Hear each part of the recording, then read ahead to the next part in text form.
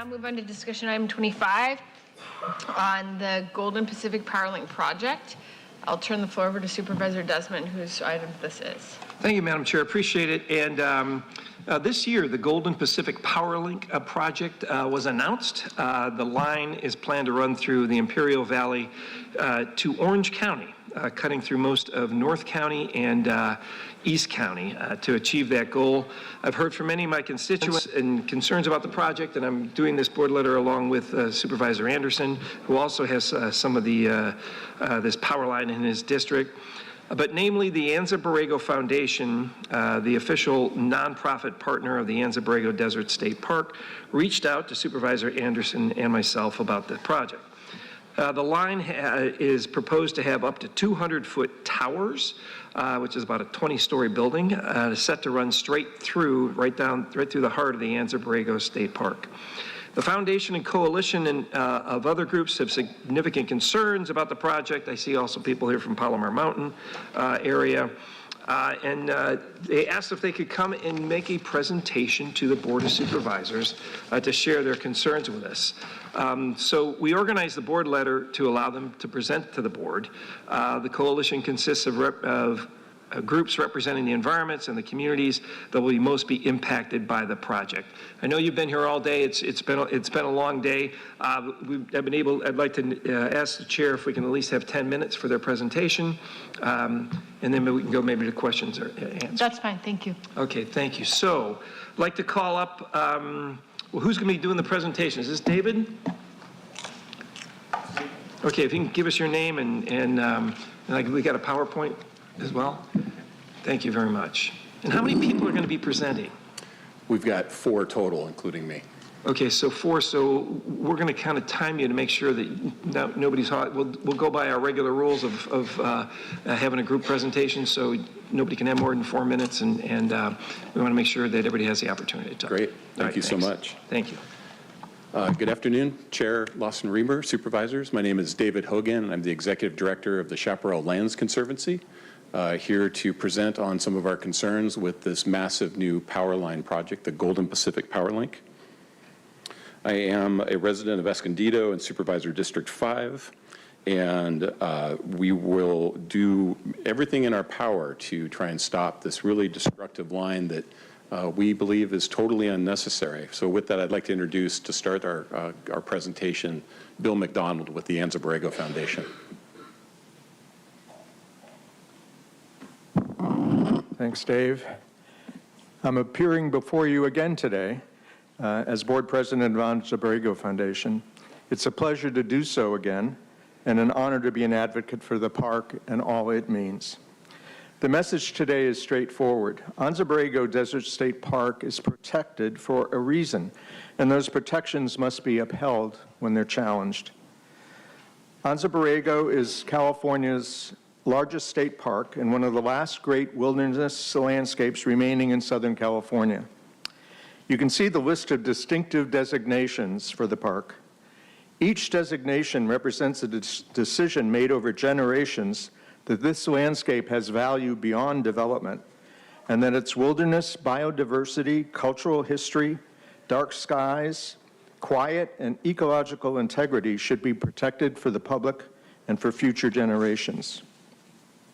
If one of the nation's most protective landscapes can become the path of industrial least resistance, then we have to ask, what does protected actually mean? We have been here before.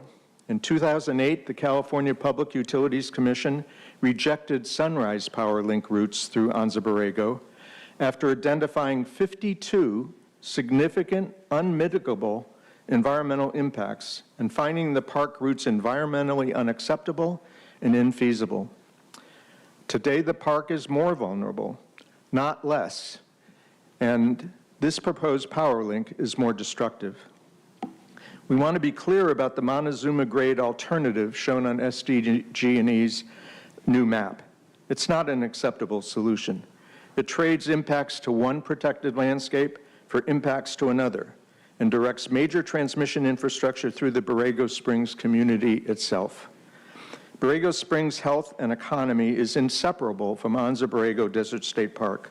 Moving the corridor toward the community does not solve the problem, it magnifies it.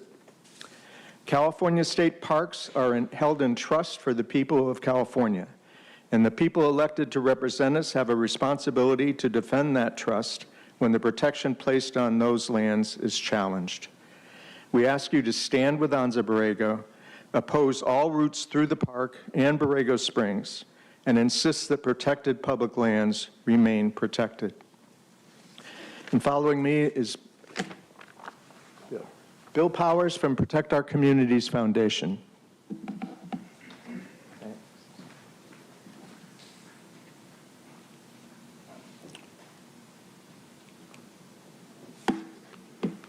Thank you, Supervisors. Bill Powers, board member of the Protect Our Communities Foundation, professional engineer with a background in power systems. The Protect Our Communities Foundation is adamantly opposed to the Golden Pacific Power Link. Protect Our Communities was purpose-built 20 years ago to fight SDG&E's Sunrise Power Link. I was an expert witness for the local solar power alternative in that California Public Utilities Commission proceeding. The local power alternative won the day with the administrative law judge. She denied the power link. Politics kicked in, the president of the commission pushed through an approval, and the power link was built. SDG&E is now back with another power link. I'm back with some alternatives. Rooftop and parking lot solar and battery storage, local rooftop parking lot solar, and reconductoring existing transmission lines. There is plenty of rooftop solar potential to achieve 100% green power in the county. About 20,000 megawatts of solar power is the need to get to 100%. 2.7 billion square feet of usable rooftop solar potential was estimated by the county's contractor 4 years ago. That's about 50,000 megawatts of potential with the proper conversion, plenty to meet the need. Hopefully the county's ongoing study of local solar potential will reinforce this. Reconductoring to increase capacity of existing transmission lines is another option. This involves changing out older, heavier conductors with lighter weight composite conductors to greatly increase capacity while using the original transmission towers. This is a map of SDG&E's high voltage transmission system in the county, the red and the green lines. Some mix of reconductoring those red and green high voltage transmission lines leading from Imperial County up to San Onofre would be needed in this alternative.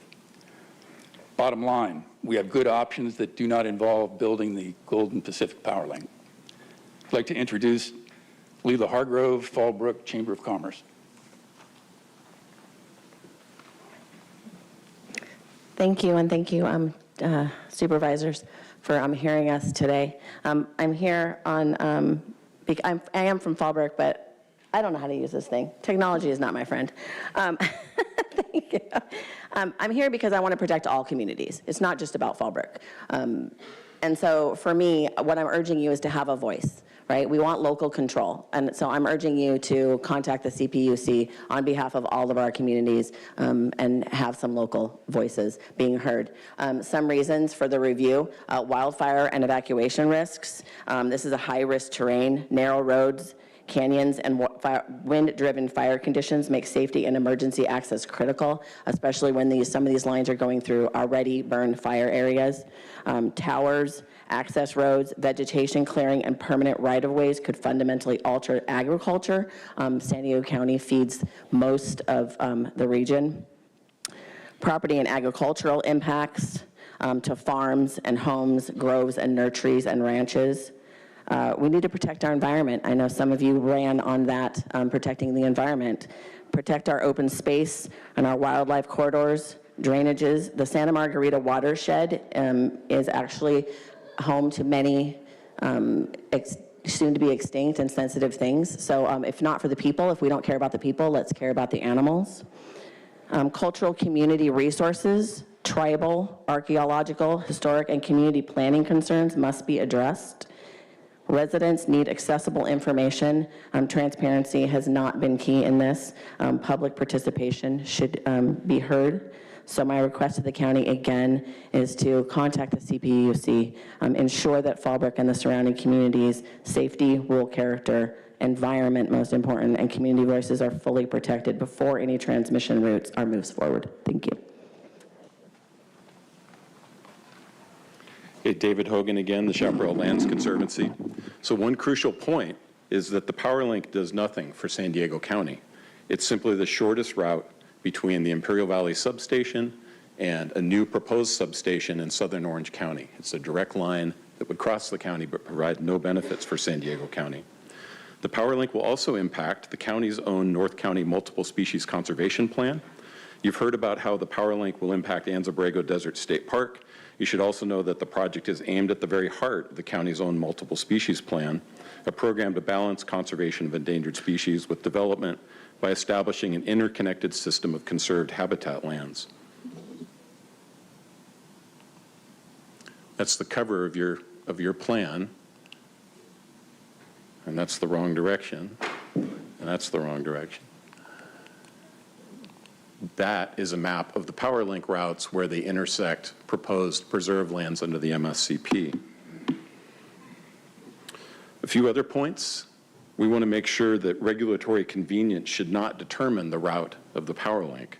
One question we've heard from a number of people is, why is the eastern half of the Golden Pacific Power Link proposed for nearly the same route that was rejected with extreme prejudice by the state for the Sunrise Power Link in 2008? SDG&E has said that other desert corridors across military land have been excluded because they'd require an act of Congress. The real question should be, what route causes the least harm to the environment and communities, not which route is easiest to permit. We also wonder, is the power link really even necessary? One elephant in the room is the state's 2023 recommendation for the power link relied on projected energy demands that are overestimated. Before sacrificing a globally important state park, serious consideration should be given to improved energy conservation and alternatives like large-scale rooftop solar and safe battery storage. Clean energy should be produced and stored where it's needed rather than porting on what's effectively a 140-mile-long antiquated extension cord. I do have some last asks. Could I beg another 2 minutes?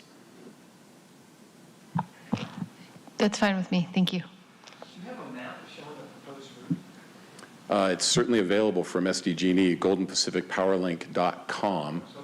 Yeah, sorry, I don't have it handy. Here's what we're asking for from the county today. We urge you to pass a resolution opposing routing of the power link across any part of Anza-Borrego Desert State Park and calling for rigorous analysis of energy alternatives, emphasizing energy conservation and local renewable energy development.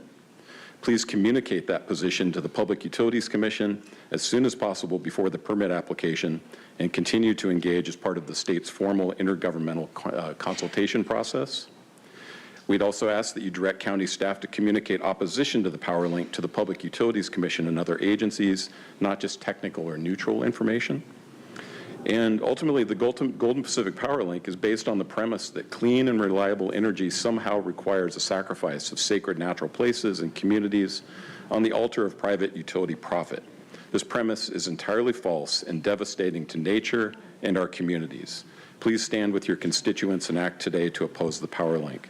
Could I see, just quickly, power link opponents in the audience? Thank you very much. Do we have the original proposed map? Not the one, not the Sunrise. Oh, yeah. That's the official map. This is the green line is the proposed SDG&E map from Imperial Valley down in the right-hand corner. And the blue portion is the Anza-Borrego State Park. And that's going right through the middle of the Anza-Borrego State Park, which is District 5, and then going up alongside Palomar Mountain, through Temecula, back into Fallbrook, and then into Orange County.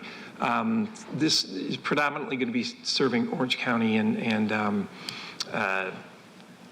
southern Los Angeles area, not necessarily San Diego, although we're bearing the brunt. So that's the original routing there. And now if you could pull that other picture up, you had, this is the Sunrise Power Link. And if you look at that, it's a gray, and that's the Anza-Borrego State Park in the middle. And the Sunrise Power Link actually went around. It did not touch the Anza Borrego State Park. And then the next, if you kind of follow the snaky line there, the orange are tribal lands. I missed that. And then there's also, I think, state lands, which is the green area. So they did, at least in the Sunrise, took a circuitous route around the Anza Borrego State Park, where if you can just back it up, this new proposed one goes, and I think it's for both, if you can go back to that other one, even their alternative goes right through the center of the Anza Borrego State Park. So I just wanted to point that out. And we really don't have an actionable item. I didn't make it the board letter that way, but I don't know if it's Supervisor Anderson, if you had. No, I just want to thank you for the presentation, and I'm glad that you had an opportunity to present. Okay, we can move to public comment. And I do see a lot of folks here ready to comment, so go ahead. Thank you, Chair Lawson-Remer. We have 62 requests to speak, 47 in person, and 15 requesting to speak by phone. I'll also note for the record that we received 419 e-comments, 4 of those in support, 403 in opposition, and 2 neutral. For any individuals that requested to speak on item 25 by phone, please dial into the conference line using the instructions that were provided to you. We'll begin with the in-person speakers. As your name is called, please come forward and stand on the arrows until it is your turn to speak at the podium. You will have 1 minute to address the board, and I'll ask you to begin by stating your name for the audio record. I will call you in groups of 3, so please listen for your name. I'd like to invite forward the first 3 individuals, Jim Hammerly, Bob Garcia, and Keith Thigerson. If I've called your name, please come forward. Okay. Good afternoon, members of the board. My name is Jim Hammerly. I'm a resident and property steward on Palomar Mountain, speaking on behalf of our mountain residents and the tens of thousands of visitors who cherish our region. Palomar Mountain is a fragile landscape defined by steep slopes, dense canopies, and severe wind events that frequently exceed 100 miles per hour. The top of Palomar is the only unburned old-growth forest in Southern California. Introducing an infrastructure through this high-risk terrain creates an extreme and unacceptable wildfire risk. Furthermore, the physical presence of these towers will severely restrict serial firefighting efforts, hindering our ability to combat fires regardless of how they ignite. We ask that this body stand with our community and Thank you. Thank you. Thank you. Next speaker, please.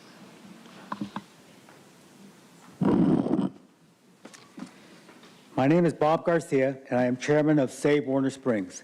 Save Warner Springs strongly opposes the proposed 500 kilovolt Golden Pacific Powerlink project through our community. We ask the board to consider 3 critical priorities. First is emergency access. Highway 79 is our only route in and out of Warner Springs. It is narrow, 1 lane in each direction, and a major construction project with 191-foot towers could seriously interfere with evacuation and emergency response, especially during a wildfire. Second, the environment.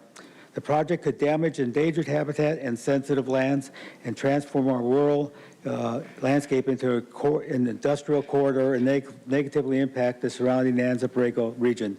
Third, property values. Property owners along the corridor would face significant losses in property value, and some could potentially lose their property through eminent domain.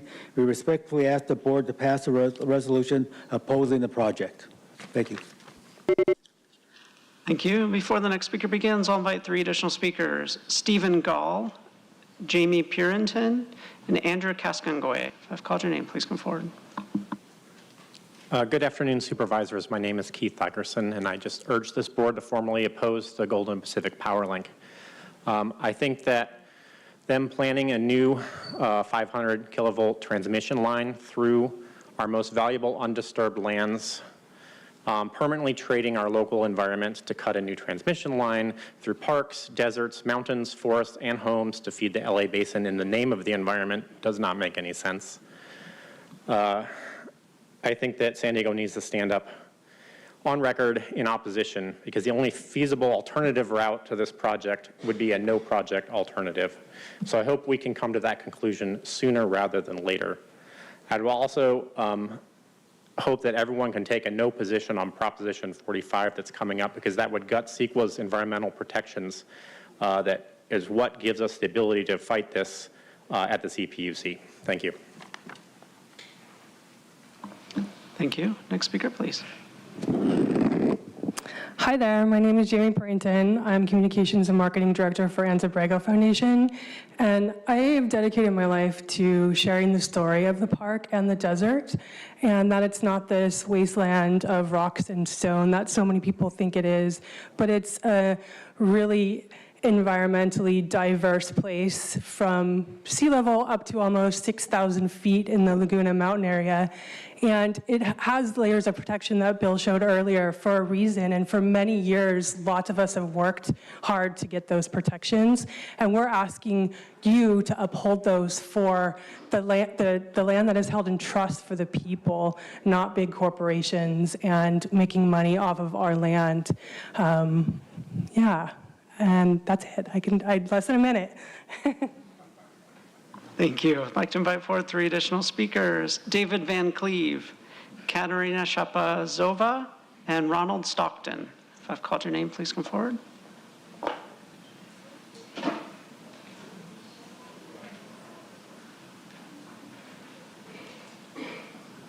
And I'll call 3 additional speakers as well: Zach Cantor Anaya, James Marug, and Rhiannon Harrington. Should I start? You may begin if you can pull the microphone down. Thank you. Good afternoon, Board of Supervisors. My name is Katerina Shakpazova, and I am a resident of District 3. I'm here today to strongly oppose power line routes, Anza Borrego Desert State Park, Borrego Springs, and other sensitive public land and communities.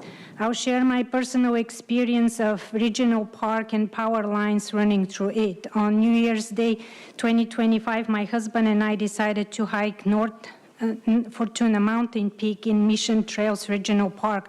Being my first time for this particular hike, I was unpleasantly surprised to discover power lines running along the trail. The view, constant buzzing noise, in energy vibration, I found very upsetting and disturbing and haven't gone back.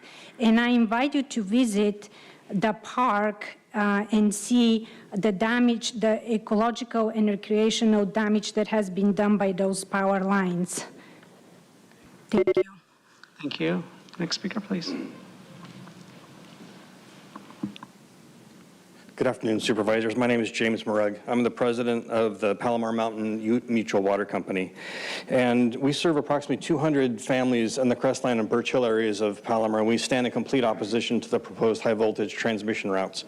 We implore you to help us save our irreplaceable water source.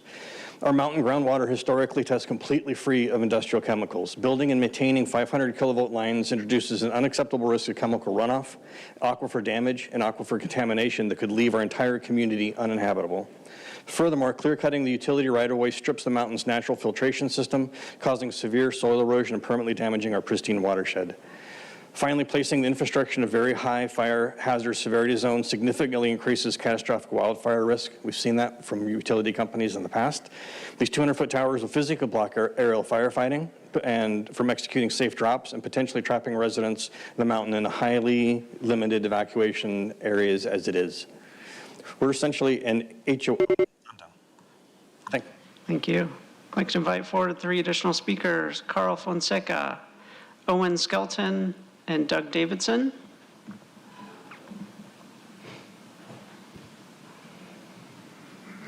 I'll invite a few additional speakers: Rachel Katz, Jim Mendenhall, and Miriam Mendoza. If I've called your name, please come forward. Good afternoon. My name is Doug Davidson, and I live on Palomar Mountain, less than 1 mile from the proposed routes for this 500 kilowatt transmission line.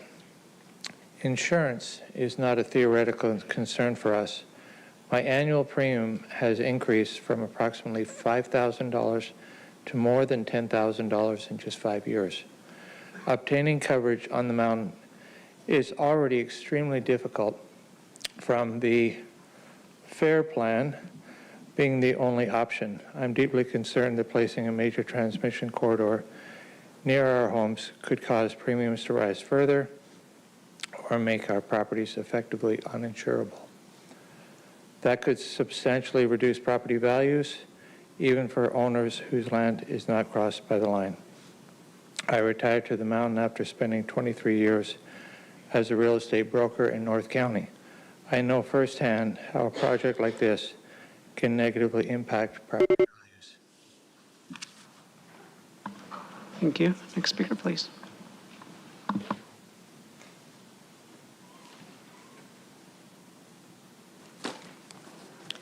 My name is Rachel Katz, and I live on Palomar Mountain. I'm here to strongly oppose routing SDG&E's proposed 500 kilovolt Golden Pacific Power Link through our mountain. What looks like a blue line on a map is not empty land. It's our home. I own a photography and retreat business on our property that is built around the privacy, beauty, and untouched natural setting of Palomar Mountain. The forest views and quiet aren't simply the backdrop to my business. They are what I'm selling. My guests and clients describe the mountain as peaceful, magical, and paradise. Please do not destroy it. I ask you, Madam Supervisor Chairwoman, would you want to raise your beautiful baby under these massive proposed power lines, exposing them to harmful EMF? Please don't destroy our home. Has any of you been to Palomar Mountain? Thank you. Your time is up. Thank you so much. Thank you. It is beautiful. I invite you all to come. Thank you. As the next speaker is coming forward, I'll invite 3 additional speakers: Gail Villamonte, Hugh Davies, and Cesar Javier. Good afternoon, Chair and board members. My name is Miriam Mendoza, and I'm speaking on behalf of the more than 2,000 businesses represented by the San Diego Regional Chamber of Commerce. The Chamber strongly supports the Golden Pacific Power Link and the investment it represents in the future of our region's electric grid. Our members, ranging from small to large businesses, are making decisions today about where to locate, expand, hire, and invest. San Diego competes with regions such as Phoenix, Austin, and Las Vegas for these investments. As industries continue to electrify their operations and demand, employers need confidence that reliable power will be available when and where they need it.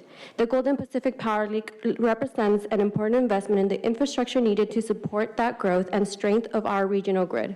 And the California Independent System Operator recognizes the importance of this project.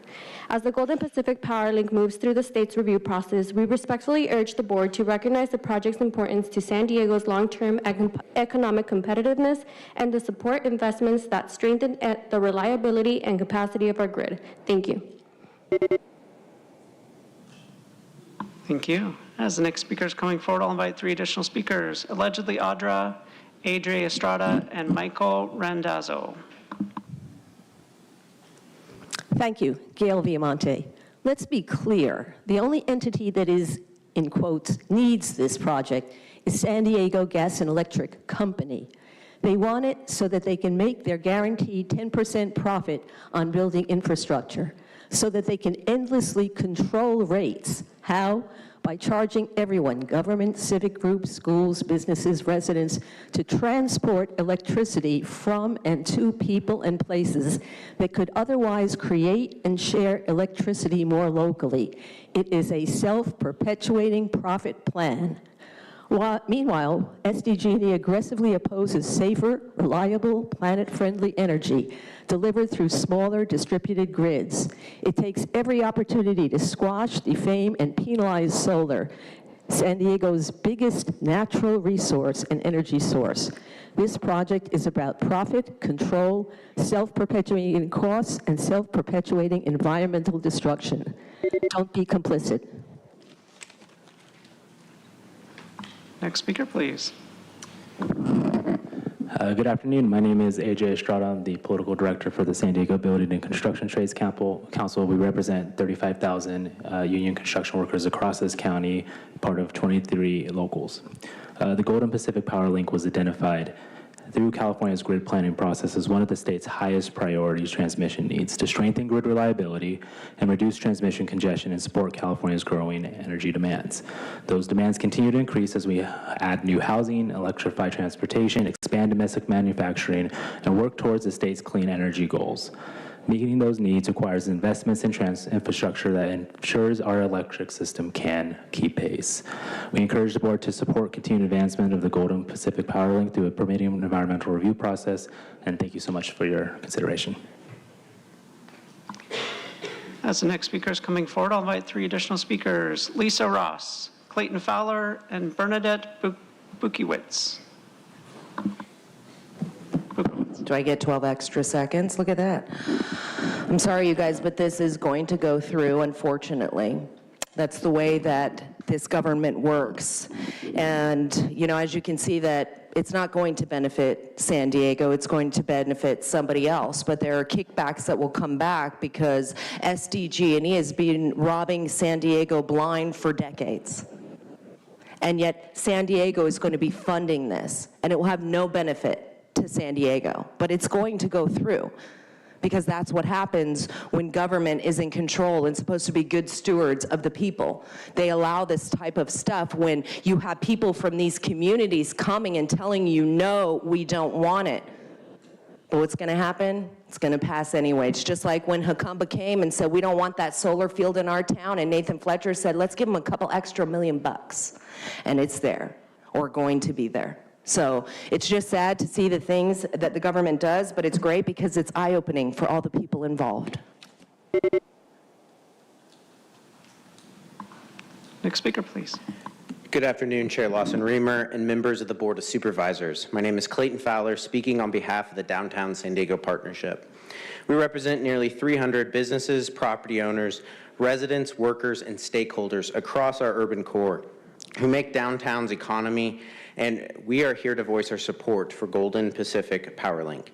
Downtown is home to more than 51,000 residents and over 76,000 jobs, accounting for nearly 10% of all jobs citywide and nearly 5% of all jobs countywide. Downtown San Diego's economic prosperity depends on infrastructure that keeps up with the growth. Downtown is where much of our region's density is going, and every new building, every new tenant, and every conversion from gas to electric lands on the same grid. Our members plan on 10 to 20-year horizons. As energy demands grow, they need to know that the power will be there when they build. The Golden Pacific Power Link is how our region gives them from that certainty. Thank you. Thank you. I'd like to invite 3 additional speakers: Matt Fish, Seth Vander Meulen, and Peter Worcester. If I've called your name, please come forward. Good afternoon, Chair Lawson-Remer and supervisors. My name is Bernadette Bukiewicz. I'm the Senior Project Affairs Manager at SDG&E for the Golden Pacific Power Link. Thank you for the opportunity to speak today. The Golden Pacific Power Link was identified by California's independent system operator in their 22-23 transmission plan to both strengthen the grid reliability, reduce congestion, and help meet California energy goals. The California Public Utilities Commission adopted a clean energy target that would require more than double the existing energy resource capacity by 2035. The Golden Pacific Power Link is designed to strengthen the transmission system for all 4 counties affected and support a more resilient and flexible grid that can deliver energy where it is needed most. The project will create good-paying jobs, support local economies, and improve energy reliability, especially during periods of peak demand and extreme weather events. The questions, thank you. Please have your support. Good afternoon, supervisors. My name is Seth Vander Meulen. I live in Valley Center, barely 1,500 feet from SDG&E's proposed alternative route, but I'm not here to keep these lines off my street. I oppose this entire project as a fundamentally bad idea. In 2003, the Paradise Fire, over 200 homes burned in Valley Center and neighbors lost their lives. We cannot afford to increase that risk. Erecting massive 150-foot, 500 kilovolt towers through our backcountry creates new ignition hazards, blocks aerial firefighting drops, and threatens critical evacuation routes when seconds count. Beyond the physical danger, this industrial corridor will crush property values and make already scarce home insurance impossible to keep. And for what? Our communities are taking a risk for bulk pass-through power that doesn't even serve us. I urge the board to oppose this project entirely and demand that SDG&E reconfigure existing utility corridors, explore safer alternative routes, or prioritize localized energy solutions instead of putting our lives and homes on the line. Thank you. Thank you. I'd like to invite 3 additional speakers, James Wine, Jeff Meyer, and Demetrius Sanders. Chair Lawson-Remer, supervisors, good afternoon. My name is Peter Worcester. I reside in the 3rd Supervisorial District. I am testifying today to urge the board to oppose all routes for the Golden Pacific Power Link that go through Anza Borrego Desert State Park, Borrego Springs, and other sensitive public lands and communities. I have visited Anza Borrego Desert State Park since 1970. I have hiked, car camped, backpacked, and driven Jeep roads in the park. I have camped in Tamarisk Grove Campground, driven the Jeep Road through Grapevine Canyon, visited the Cumier Village and Mine Wash, all of which would be severely compromised by the proposed route for the Golden Pacific Power Link. Anza Borrego is a treasure with slot canyons, badlands, wind caves, pictographs, fan palm groves, super blooms, and quiet. In my view, it would easily qualify as a national park. SDG&E managed to find a route for the Sunrise Power Link that avoided. Thank you. Thank you. Thank you. Next speaker, please. Good afternoon. My name is James Wynn, born in Camp Pendleton, raised in Vista. I'm a journeyman lineman and a business rep for Local 47, IBW. Our members, we represent more than 14,000 line workers and electrical professionals throughout Southern California. Our members are men and women who build, operate, maintain, and repair the electrical infrastructure that Southern California relies on every day. We understand firsthand what it takes to maintain a safe, reliable, and resilient electrical grid. California's demand for electricity continues to grow, and our transmission infrastructure needs to grow with it. The Golden Pacific Power Link represents the kind of major transmission investment needed to prepare our electrical system for the future. The project is about more than poles, wires, transmission capacity. It's also an investment in highly trained electrical utility workforce. Projects like this create opportunities for good family supporting union careers, for line workers and other electrical utility professionals. They also help create a pipeline for the next generation of skilled IBW workers throughout apprenticeship and training. Thank you.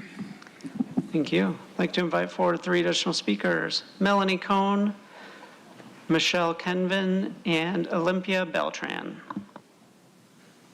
Good afternoon, Chair Lawson-Remer and fellow board members. My name is Jeff Meyer, and I'm here today representing the Guiding Reliable Infrastructure Development, or GRID Coalition. We're a growing group of 20 business, labor, civic, and economic development organizations located across the state, all in support of the Golden Pacific Power Link.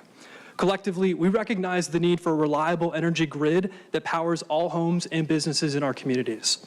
State energy regulators project that peak electricity demand on our grid will more than double in the next 20 years. We fully support a robust environmental analysis for this project so that all its impacts can be identified and state decision makers can determine the appropriate route. But make no mistake, this line needs to be built.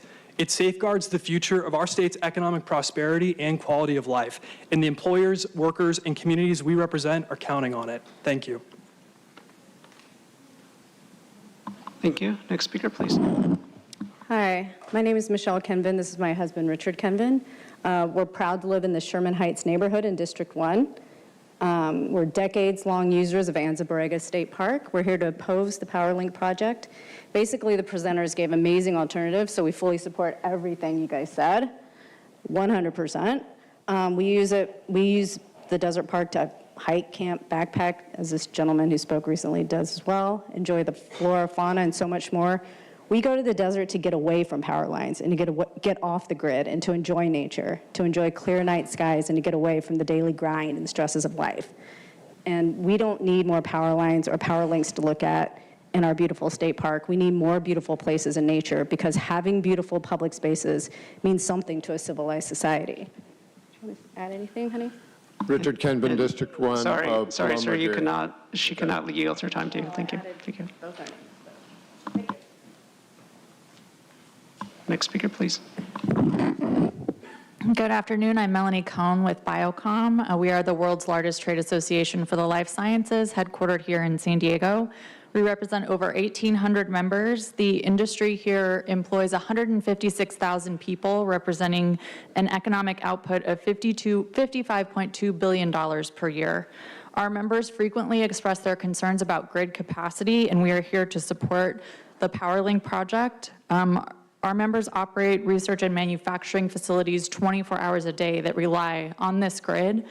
And the Golden Pacific PowerLink strengthens the grid and ensures our region can support the growing demands of the life science industry, which is producing treatments and cures for patients here and around the world. Thank you.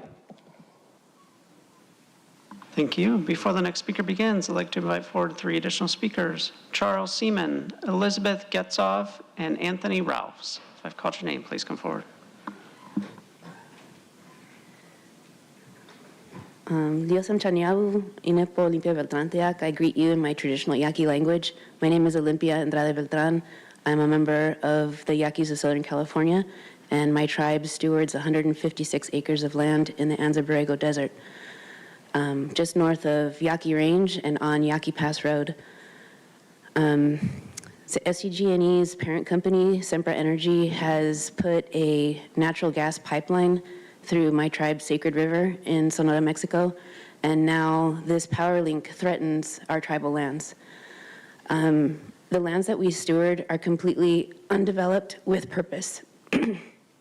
We are continuing to learn from the land according to our cultural protocols, and until we find and innovate ways that are in alignment with our spiritual practices and cultural practices that we've upheld for thousands of years, we will not disturb the land.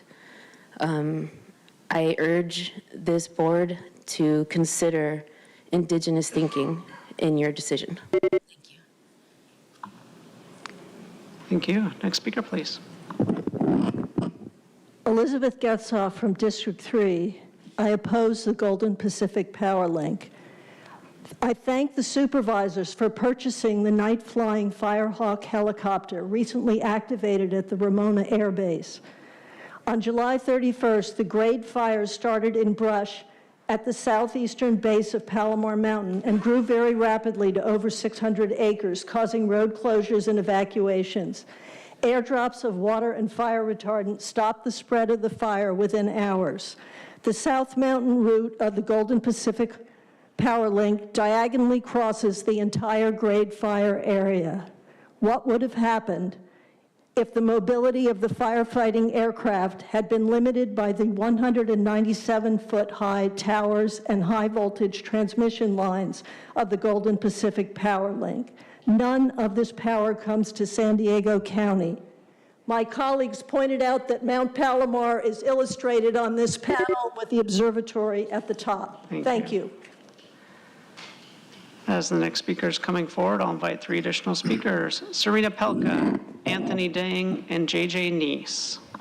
Hello, County Board of Supervisors. I want to start by thanking Supervisor Desmond for bringing this information item forward, and allowing this robust public discussion to take place in the first place. And I would like to say I am in opposition to this project. Can you please state your name? Yeah, my name is Anthony Rouse. And as the Vice Chair of the Boulevard Planning Group, I would like to state why I'm in opposition to this project. We already have 200 kilovolt lines that run through our mountainside, and they are a monstrosity to look at. When I moved out there 15 years ago, I used to have a gorgeous mountain view in my purview when I'd walk out and look out in my front yard. Now I have 2 monstrous 300-foot lines that I have to look at, and I understand and completely respect the need for us to have sustainable energy. I completely am for, I got here on an all-electric vehicle, so I'm not opposed to electric energy. I'm not opposed to development of clean, green energy. What I'm opposed to is SDG&E being able to run roughshod over communities with very sensitive environments. Thank you. Thank you. Hi, just FYI, Serena Pelka is not commenting. Good afternoon. My name is Anthony Ding, speaking on behalf of Climate Action Campaign, and we want to express major concerns over this project.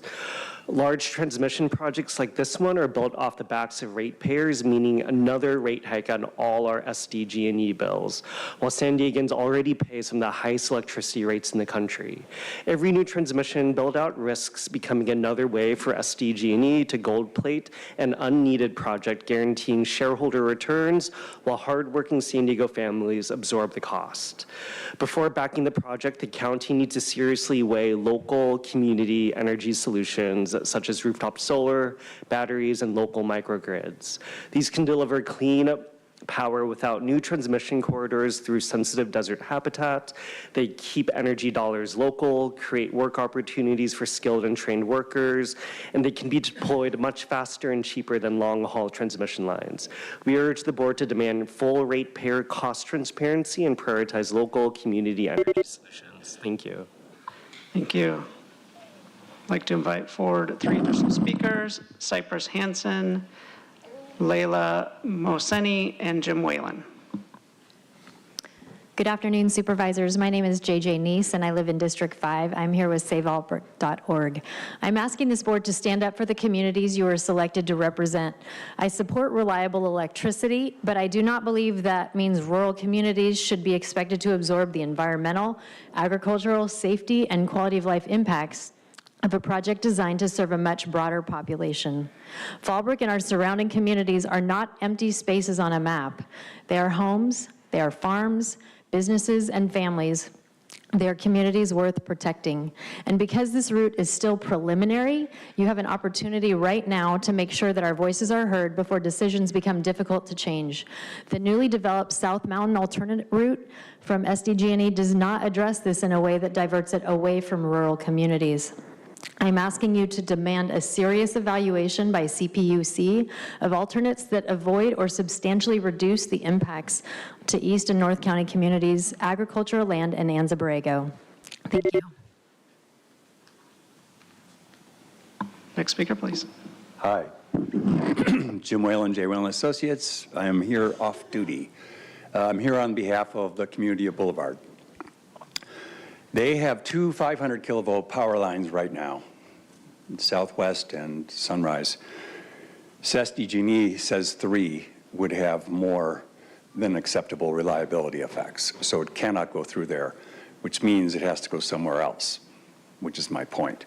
The project is licensed by the state, means it's likely to be approved. If so, and this is going to happen, SDG&E is very aware of how this world works, and San Diego needs to be compensated both through design and community benefits that reflect the disproportionate share of the impacts that this power line would impact San Diego County. If we're 9% of the benefit and the cost, that means 91% is somewhere else. I would urge the board consider that moving forward. Thank you. Thank you. Then I'd like to invite the remaining speaker in person, Paula Kraft. Hey everyone, my name is Cypress Hansen. I'm a science communicator and founder of North Star Naturalist. I live in District 3. I understand a big part of your job is economic risk management. This proposed construction project presents several risks that I hope you are considering. One is wildfire liability. Disturbing land is the #1 way to introduce invasive grasses, which fuel the deadliest wildfires known to science on the planet. Transmission lines and access roads will push our public lands into a feedback loop of extreme frequent wildfire risk. The power towers also threaten to devalue a massive economic asset to our county, our state parks. When 200-foot tall transmission towers bisect Mount Palomar and Anza Borrego's vistas, degrade their dark skies, introduce invasive species, disrupt animal breeding grounds, and spark wildfires, their parks' values will sink, their communities will become economically vulnerable, and the county's tax base will lose. Thank you. Thank you. Next speaker, please.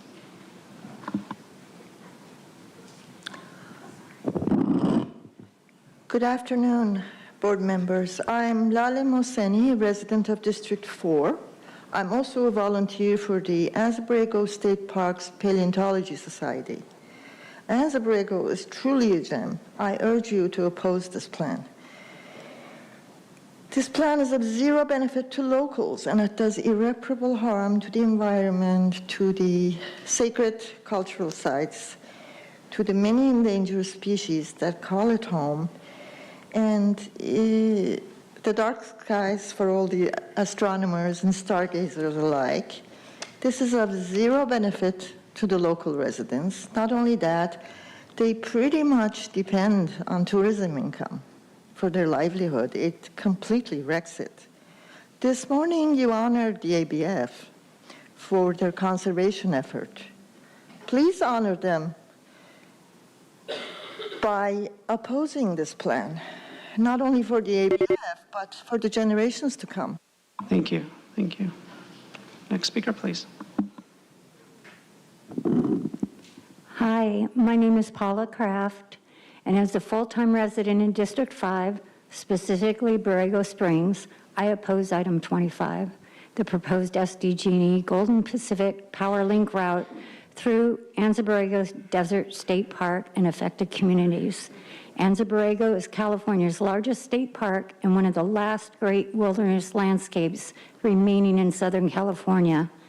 I believe the park's wilderness, cultural resources, wildlife habitat, dark skies, quiet communities, and other protected resources should remain protected, protections which were established over generations for a reason.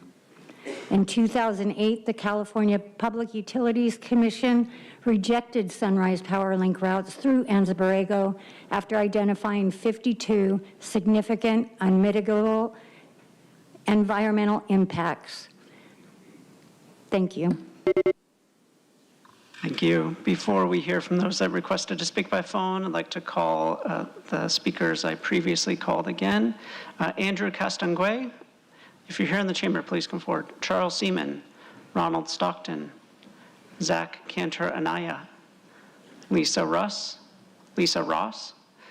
Owen Skelton, Matt Fish, Demetrius Sanders, Carl Fonseca, Stephen Gall, Michael Randazzo, Rhiannon Harrington, David Van Cleve, Hugh Davies, Jim Mendenhall, and Cesar Javier. Not seeing any movement in the chamber from those individuals, we'll now hear from those that requested to speak by phone. When it is your turn to speak, you will be unmuted and you will hear a recording that will tell you to begin your comments. We will start with our first caller.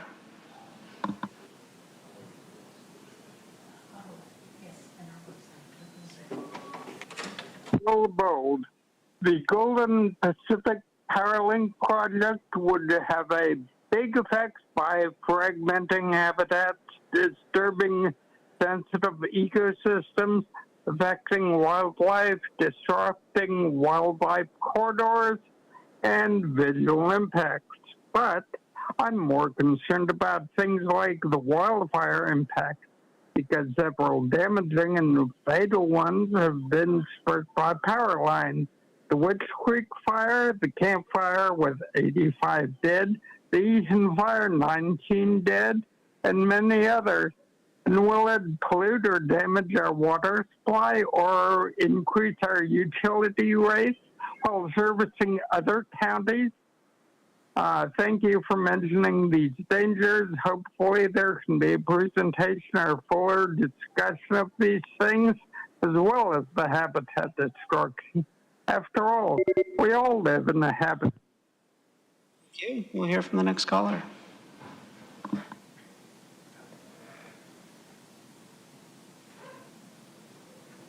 Consuelo here, and gosh, this is so sad to witness. Year after year, from Jacumba to Spring Valley to Chula Vista, government has gone not with what the people of the communities wanted, but with what the corporations demanded. Again, these politicians do not work for you. And for those of us who have been paying attention to these meetings for years, we already know how they'll vote, as Audra mentioned. You know, at the beginning of every meeting, these politicians with their forked tongues claim how they honor the land and the indigenous people. But just like everything else they do, it's just lip service. The reminder, they work for globalists and their agenda, okay? And please start paying attention to everything these selected officials, yes, I said selected, not elected, officials do, because there's a pattern here. They continue to play the part of being good stewards of our land and money, but they're corrupt, wasteful, and... We'll hear from the next caller.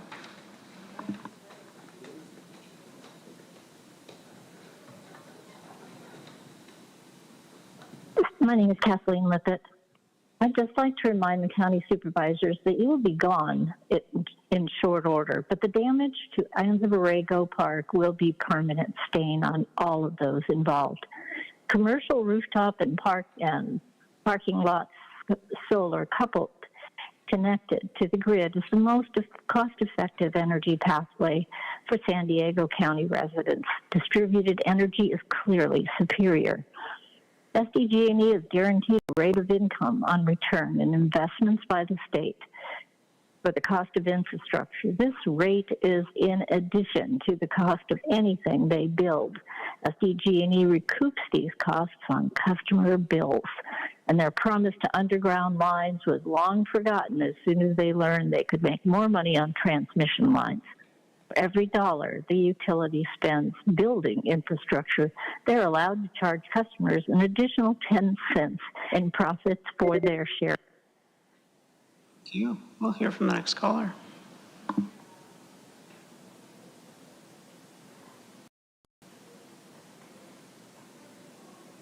Good afternoon, Chair Lawson-Remmer and members of the board. My name is Sandra Holloway, District 2. I've been an SDG&E ratepayer since 1983. I volunteer at Palomar Mountain State Park and visit Anza Borrego regularly. SDG&E's proposed power link would slice a transmission line through either Palomar Mountain or Anza Borrego State Park, replacing protected wilderness with 180-foot industrial steel towers, widened clearings, and severe visual scars. Industrializing our state parks is unacceptable while non-park routes exist. Protected public lands are not cheap right-of-way for utilities.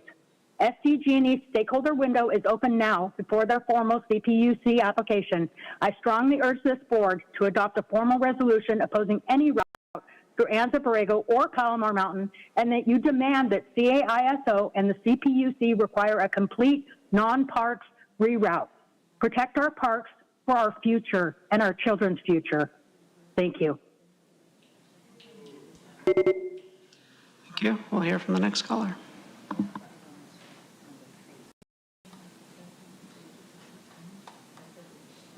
Hi, good afternoon. My name is Lorraine Hay, and I'm speaking on behalf of Anza Borrego Desert State Park.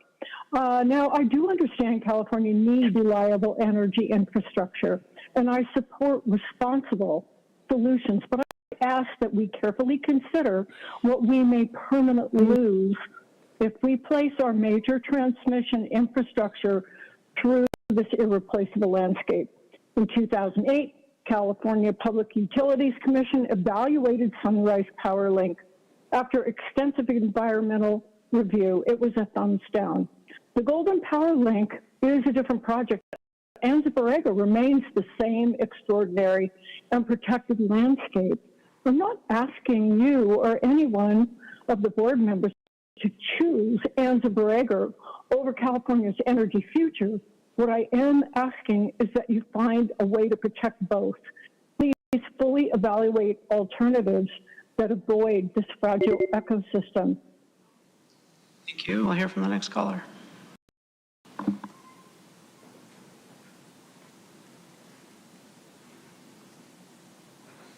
Hello, my name is Natalie Garcia, San Diego County Board of Supervisors.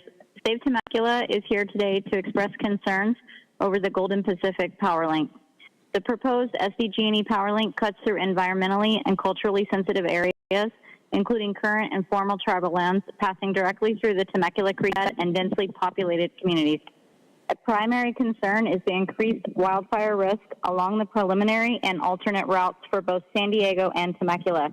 This heavily impacts Temecula, which faces severe evacuation constraints due to having essentially one way in and out via Temecula Parkway. As SDG&E's most expensive proposed capital project, the Golden Pacific Power Link could also substantially increase rates for San Diego ratepayers. Save Temecula stands with all impacted communities, including Anza Borrego, Warner Springs, Palomar Mountain, and Fallbrook. We advocate for upgrading existing infrastructure and modernizing technology rather than constructing new lines through established urban communities. Thank you for your time today and allowing us a forum. Thank you. We'll hear from the next caller.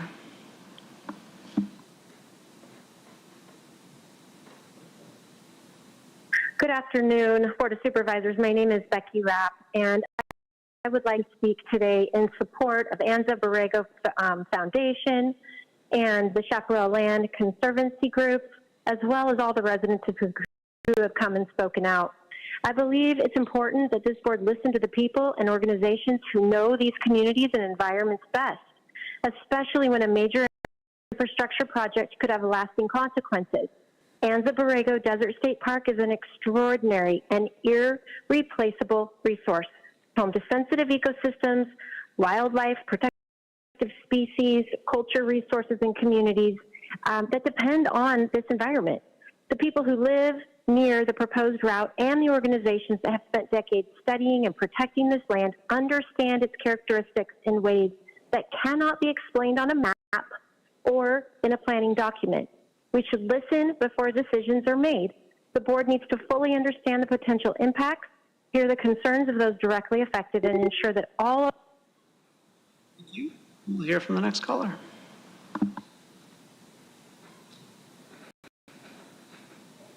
It's true. This item is just like the next data center item. Money talks. So let's cut to the chase. Other than Jim, this board is not going to be of help. Please do not have false hope or believe their lies that they care.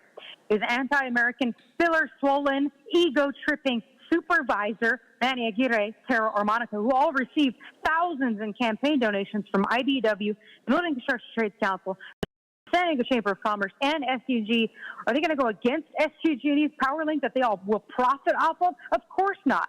They're not like the Temecula City Council who vowed to fight back until the bitter end. This is a bot board, just like the SDG&E liars who claimed at a Temecula council meeting that they've never caused a fire. SDG&E's PowerLink project is a direct threat to military, nature, and private property, and they know it. It's going to take hundreds of thousands of people to fight this union-backed corruption and greed.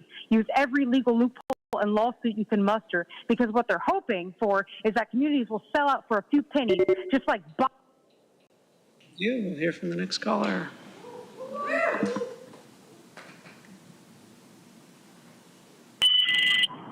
Well, I know you really don't give a rat's ass what I have to say about this, but what I do recognize is how much money I can make as soon as you guys go and do it. So if I were to just invest in separate energy, because it will happen, they're estimating at $1.62 billion. Yeah, no, we're definitely doing it. Whether or not you guys are going to pretend you're not doing it right this second, much like the mileage tax, you know what I'm talking about? Or we could go with Next Era Energy, NEE. They're going to be making some money off of this. We could also go with NYSEPWR. I mean, why get pissed off? They don't listen to you anyways. You might as well invest in their shit and then move out of California and make as much money as humanly possible. They let them deal with the problems that this causes. I could care less. I'm going to move out with my disability check because it will go a lot further than. We'll hear from the next caller. For the record, that speaker was Gambler Hermes. Hi there, my name is Alan, and I'm coming to you as a wildlife biologist and a naturalist and a science communicator. Friendly reminder to everybody that the Earth is not dying, it's being killed, and the killers have names and addresses. And I hope for all of our sakes that the morally correct and scientifically supported decision is made and we aren't forced to catalog the extinction of a local gem in real time. And it's not lost on us that more than 99% of the people that are in this meeting don't want this. And for the psychos that are supporting this, if you want to talk about some half-baked strategy to mitigate change on the energy grid, then start showing up to defeat these techno-feudalist AI data centers. Putting a project like this would be a disgusting stain on our legacy as the most biodiverse county in the entire country. And I can assure you the desert is not empty, it's not dead, and it's not ugly. And just because you don't know how it goes, how it works, or understand or appreciate it, doesn't mean that it doesn't deserve to exist. There are plenty of us that see it as one of the last refuges to get away from this obnoxious and annoying society that prioritizes money over all else. And if this project happens, every excursion, memory, and conversation regarding the desert will be denoted with the phrase before the power line and after the power line, because... We'll hear from the next caller.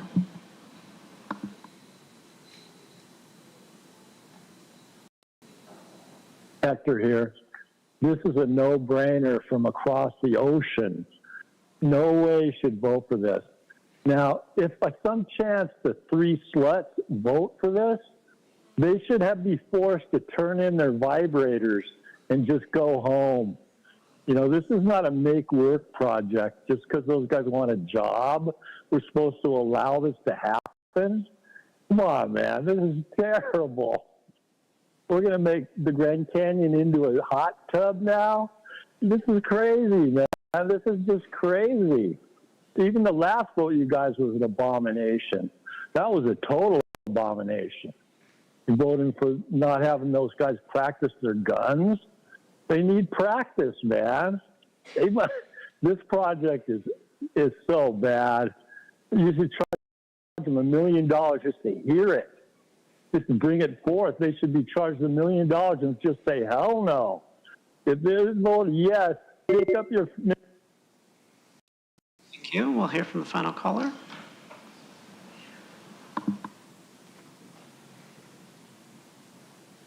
Good afternoon, everyone. My name is Matthew Fish, and I am here on behalf of IBW 465. We represent the skilled electrical workers who build, operate, and maintain the infrastructure that powers the homes, businesses, schools, and hospitals throughout our region. We are proud members of the GRID Coalition, Guiding Reliable Infrastructure Development, a coalition of organizations from across the state that supports the Golden Pacific Power Link. The Golden Pacific Power Link was identified through California's grid planning process as one of the state's highest priority transmission needs to strengthen the grid reliability, reduce transmission congestion, and support California's growing energy demands. Those demands continue to grow as our population increases, more electric vehicles and more buildings, and California continues its transition to the cleaner sources of energy. As electrical workers, we understand that reliable power does not happen by accident. Thank you. And then I'd like to invite forward Stephanie Baxter. I apologize for missing calling you earlier. Please go ahead. Thank you. Thank you. Good afternoon, supervisors. Thank you for placing this on the agenda today. My name is Stephanie Baxter. I represent Save Fallbrook, and I am not paid to be here today. We're working alongside the other coalitions in this room in opposition to the PowerLink project. We recognize this is a state-level project, but it will impact communities that you represent. We're asking the board to use its voice and authority on behalf of constituents to do a few things. Formally engage with the CPUC, oppose the PowerLink as is currently proposed, demand a fresh evaluation of whether this massive new transmission corridor is necessary when safer, less invasive alternatives are available. We've been burned before.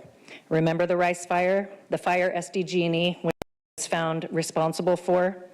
One of the alternative routes appears to cut through the Rice Fire burn scar. We don't want alternative routes. We want alternatives to the project. Represent us. Thank you. Thank you. And Chair Lawson-Remer, that concludes public comment on this. Okay, Supervisor Desmond, you had some additional comments? Thank you, Madam Chair. Appreciate it. And thanks to Supervisor Anderson for partnering with me on this, and for our presenters and speakers for making the drive here from the North and East County. You know, I do not approve of the current alignment. I believe the line should not be running through the region's premier state park. I mean, previous power line went around the Anza Borrego State Park. This one just blatantly cuts right through the middle of it. And these power structures that holding the lines, they're going to be, I've heard like 190 feet tall. It's a 19 or 20-story building. And these things are going to be, what, I don't know, a quarter mile apart or however they are. This is just going to be a blight on the deserts and particularly a state park.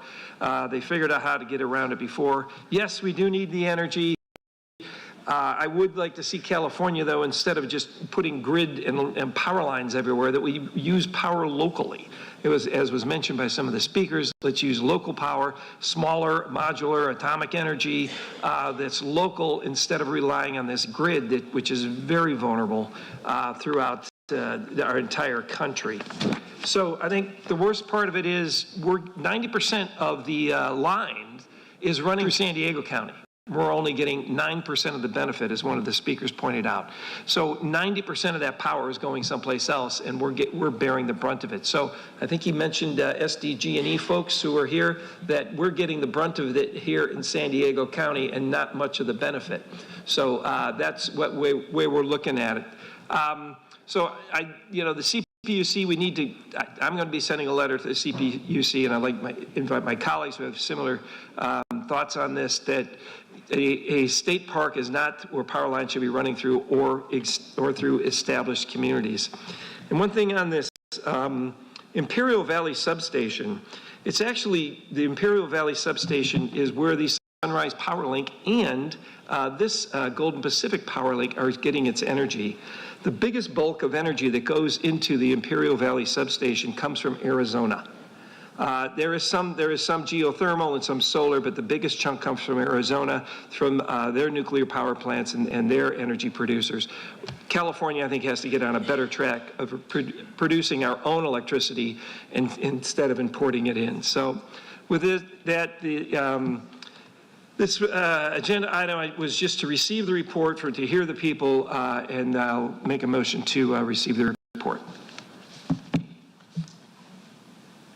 Thank you very much. We have a motion to receive the report. I just want to make a couple comments. First of all, I want to thank everyone for taking the time to be here.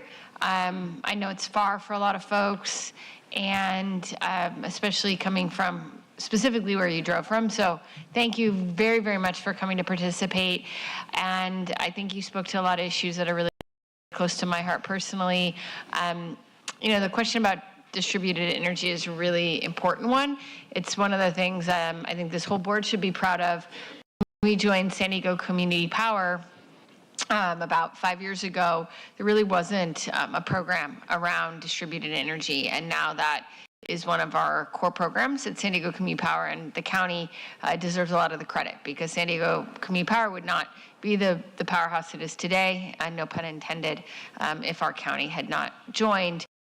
And now we're on track to have 15% rooftop and infill solar by 2035, which is one of, I actually think it is the highest goal around infill and rooftop in the state of California for any local, say, community power organization. So thank you to my colleagues for your support on that. There's not that much that we do that's bipartisan, and that has definitely felt like a bipartisan effort, so appreciate that.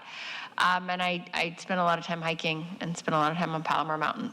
So it's one of my favorite things to do, actually, with my kids. So just again, appreciate you being here. And I know today is just a receive and report, but I think this is an important conversation. So thank you. Supervisor Anderson. Thank you, Madam Chair. I just want to thank my colleagues for being so patient and tolerant and listening to our constituents, and I appreciate your participation. Nobody lives within trolley range. You all drove across the county, so thank you for that. Your voice was certainly heard today. Supervisor Aguirre. Thank you, Madam Chair. I also want to echo my gratitude for everybody who made time and spend their entire day waiting to speak, so I appreciate you. I also have visited the area, actually went with Supervisor Anderson, who gave me a tour, very broad tour of Jacumba and other areas over there in his district. I'm familiar with Boulevard, with Palomar Mountain. It's a gorgeous area. And of course, my professional training in environmental conservation, I mean, it does beg the question. I am curious, and I don't know if this is a question that we can have answered today, but Supervisor Desmond, you showed the map where the route was rerouted for the original. I'm just curious, like what prompted them to change that? Was it a cost? Community input and saying, hey, don't go through Anza Borrego State Park for one. And so you can see they were able to. It probably cost some more money, but they were able to satisfy. It's public. I voted for the Sunrise Power Link, and it was only after they rerouted around very sensitive areas, and they were able to do that with Sunrise. It seems less willing now. I think we had more of a say at that point in time. Right now, we don't have any say. Yeah. This is all the state. That's the challenge, right? Yeah. That's the challenge, unfortunately, that I think if SDG&E and the PUC would reroute it against, or, not through the heart of a state park. It's like, what are you thinking? Yeah, and I agree. I mean, I would welcome additional information at a future date so that we can hear more about this. And I know this is just an informational item, but I do appreciate the opportunity to learn about it and you both bringing it forward. Thank you. Thank you so much. Is there anyone who would like to second? You were by yourself on this, right, Supervisor Desmond? It was with you, it was with Supervisor Anderson. Okay. We did not have that written down. Okay, we've got you now. Okay, so we have a motion by Supervisor Desmond, a second by Supervisor Anderson. Please vote. Chair Lawson-Remer, that motion passes unanimously with all supervisors being present and voting aye.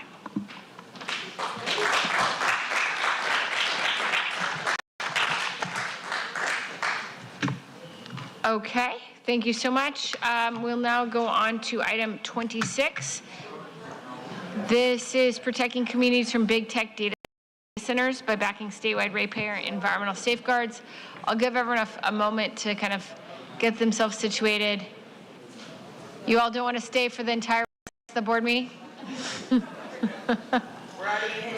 You're welcome. You're welcome to stay with us. We'll be here till about 9, I think, tonight. So, thank you.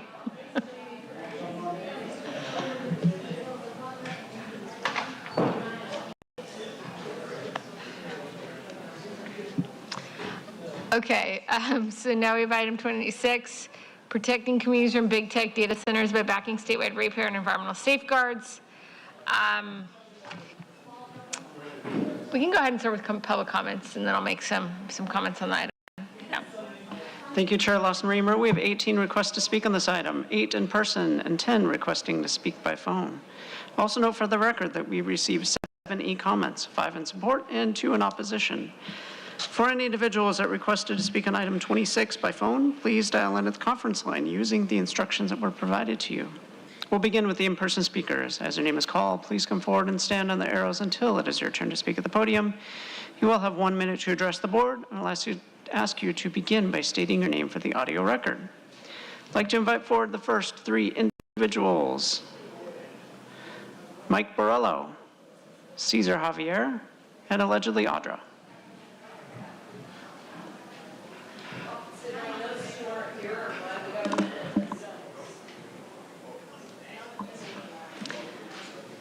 And they'll be followed by Demetrius Sanders, Corey Schumacher, and Anthony Ralphs. Of which I don't think any of them are here. Anywho, yes, so these actually go tandem, these this item and the one prior, because as we talk about a need for, more energy as the data centers come in, we have San Diego Community Power changing policies so that if a data center comes in and the power goes out, the data center will have their power while the people's power goes out. So it's very disturbing to see the things that take place with these data centers that are going to be coming in, and you guys should be saying we will absolutely not allow a data center to come in, especially with our drought. It's like we got drought, we have all of these needs for more new and green energy, but it's like everything that you guys are implementing or allowing to come in are drawing out all of the energy that the people need. I mean, people can't even plug in their electric vehicle and use AC at the same time. And so now we have these data centers coming in, taking all of our energy and water. Good job, because it's gonna happen no matter what. I'll go ahead and call the remaining speakers in person, Anthony Dang and Ian Fregosi.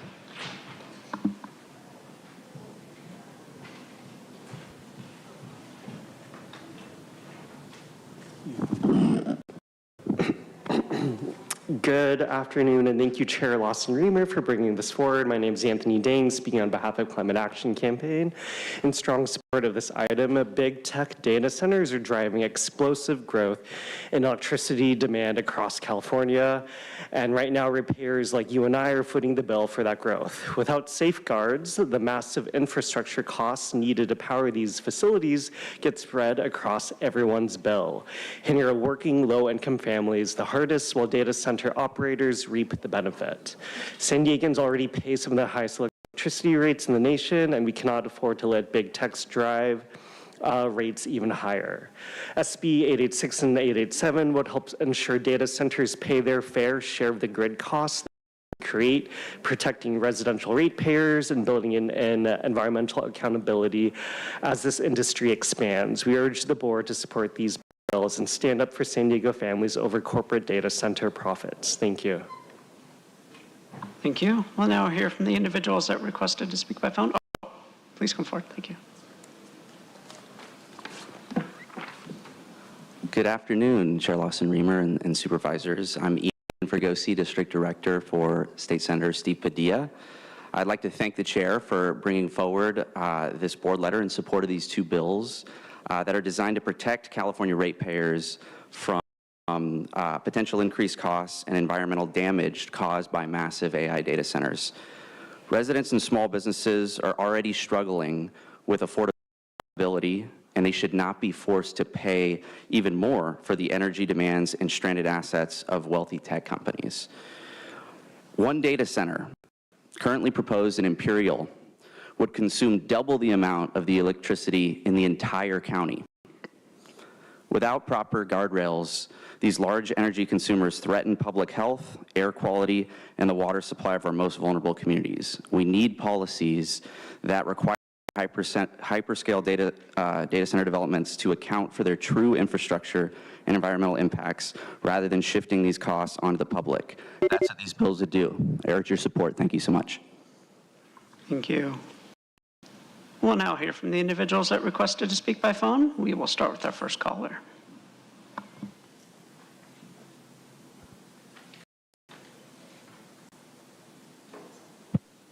Data centers threaten us all by their use of huge amounts of electricity and water. They also affect air quality and make a heck of a lot of noise. Some of these we can pay to replace, but water is hardly replaceable. And the health effects of bad air quality, which the TJ River Valley has had to suffer through, can be permanent. And of course, we ratepayers might also end up paying for their costs. We should follow the lead of Imperial County cities, where 2 are considering permanent bans and 4 are considering pauses on their development. We should just ban them at least until we can come up with a viable solution to preserve our supply of fresh water. Senate bills are nice, but they're half measure. You need to. Thank you. We'll hear from the next caller.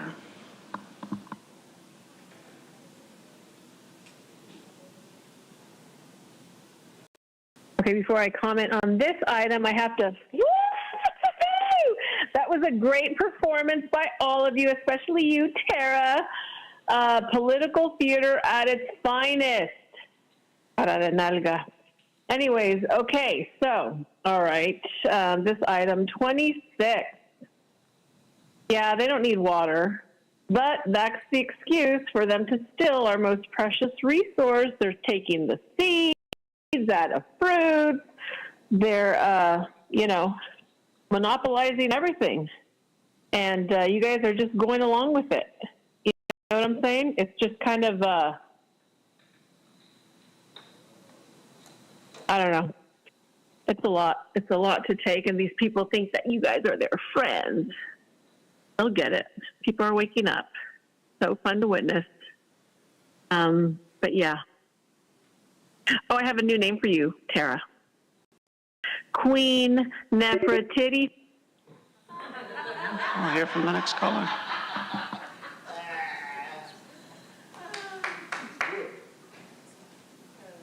Hey, it's truth. I'm just going to go with political theater. If Tara really has a problem with data centers, then why did she and this board approve millions of dollars to invest in AI, which relies on data centers? Another progressive union scam. This board doesn't even care that EVs are draining the grid, or about the drained reservoirs or busted dams, or about the pollution that the lithium-based solar panels, wind turbines, and battery energy fire facilities cause. So don't pretend you care about pollution or water strains or grid strains now. Built by Steve Padilla and Akilah Weber Pearson, please, these two have sold out the communities time and again. Ask Midway area about Akilah and her exemptions for the union-driven Midway Rising project. Ask Imperial Beach about how Steve and Manny hijacked IB's idea to have SB 10 allow toll revenues to go to wastewater treatment for Mexico sewage. Steve and Akilah both want unions to make big money and to collect big taxes from data centers so the state can have even more money to blow. That's called selling out people's health and life. Blood money for you union grifters. If you're not for 100% ban at this point, you're just a fake. And that's exactly what this board is, phonies. Thank you. We'll hear from the next caller.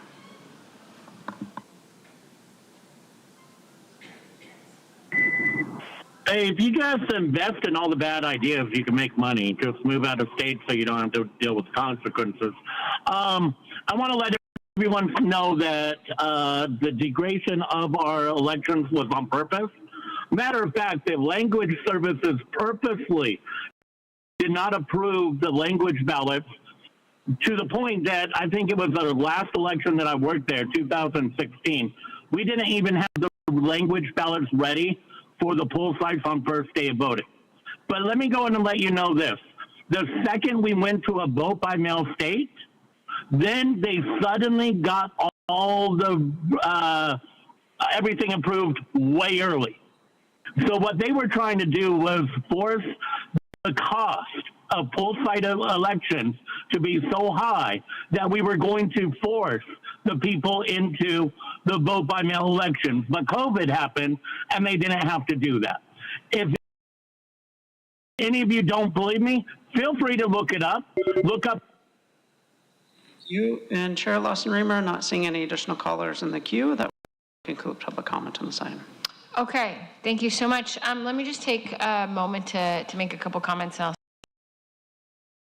turn it to my colleague, Supervisor Desmond. Today, I'm asking our board to take the next step, building on Supervisor Desmond's work from January that examined the impacts of AI data center development. So now there is legislation pending in Sacramento, and I'm asking our board to support the statewide protection that's been proposed for ratepayers and local communities. Analysts project more than about $1 trillion in North American data centers that will be built by the end of the decade. And this is happening right here in our own backyard. Next door in Imperial County, a 1 million square foot data center has been proposed that would actually be the largest in California, which I imagine is why Senator Steve Padilla is so focused on this issue. The question is really who pays for this. Data centers use absolutely enormous amounts of electricity, and serving them can require huge new investments in power generation, transmission lines, and the electrical grid.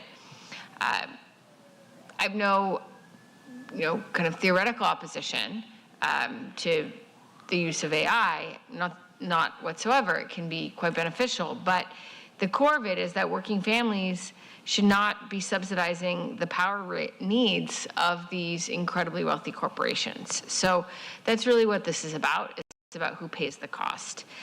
We've already seen warning signs.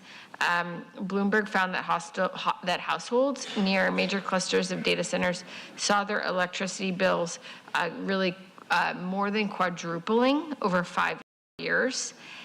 We already pay far too much for electricity here in San Diego County. It's one of the reasons why I think the work that we've been doing at San Diego Community Power to really focus on distributed and rooftop solar and focus on ways of generating electricity that are more community-based and community-centered is so important. These massive data centers use huge amounts of water, increase air pollution, and this statistic I found very striking, which is that these data centers, like a hyperscale one, like the one in Imperial County that's been proposed, can consume as much as 5 million gallons of water a day, which is critically problematic for communities like ours here in San Diego County. So today I'm asking the board to support 2 bills authored by Senator Steve Padilla and co-sponsored by Senator Akia Weber Pearson. SB 886 is about protecting people's electricity bills. The core of this bill, SB 886, says that if a massive data center requires new grid infrastructure, these costs should be paid by the companies building the data center and not be passed on to consumers. So this bill requires these projects support grid reliability and California's clean energy goals instead of allowing these objectives to be jeopardized by the construction of massive new data centers. SB 887 is about protecting communities. It makes sure that mega policies and it makes sure that mega projects cannot just skip environmental review, and it requires that impacts on water pollution, energy use, labor, and surrounding communities be addressed before projects move forward. But on the flip side, projects that meet stronger standards are allowed to move through the process faster, just with ensuring that they can mitigate harm. So these bills are pretty essential, in my view, to setting a quite simple standard, which is that big tech needs to pay its own way, protect the communities where it builds, and meet our clean energy standards in the state of California and our community of San Diego County.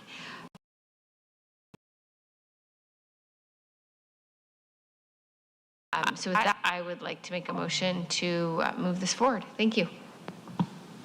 Supervisor Desmond. Well, thank you, Madam Chair. I appreciate you bringing this back. As you mentioned, in January, I directed staff to review potential impacts from these large-scale data centers. This is a great step. They came back with a report.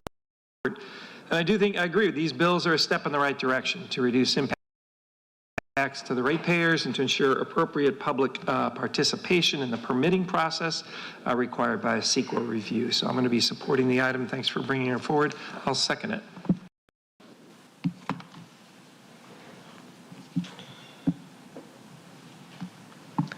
Hi, thank you.